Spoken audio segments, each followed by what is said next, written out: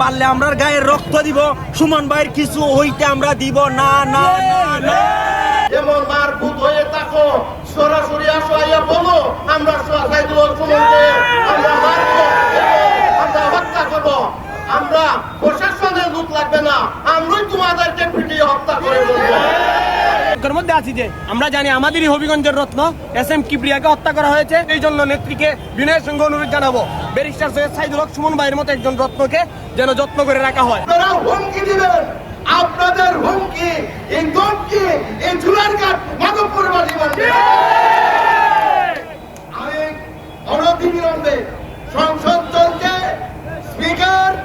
Speaker মহোদয়, স্বরাষ্ট্রমন্ত্রী, তাড়াতাড়ি আপনারা এই সাধারণ জনগণকে শান্ত করুন। একটাই কথা বলতে চাই, যারা আপনারা হুমকি দামকি দিতেছেন এখন থেকে সাবধান হয়ে যান।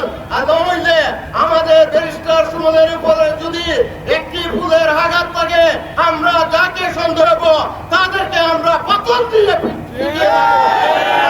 বলে দিতেছি, আমরা যাকে সন্দেহ হবে তাদের বাড়িঘর ঘুরিয়ে দিব। আপনারা সাবধান হয়ে যান। আমরা সারা বাংলাদেশের আলোড়ন সৃষ্টিকারী এবং আমাদের মানবতার ফেরিওয়ালা সাইদুল হক সুমনকে কেউ থামিয়ে রাখতে পারবে না।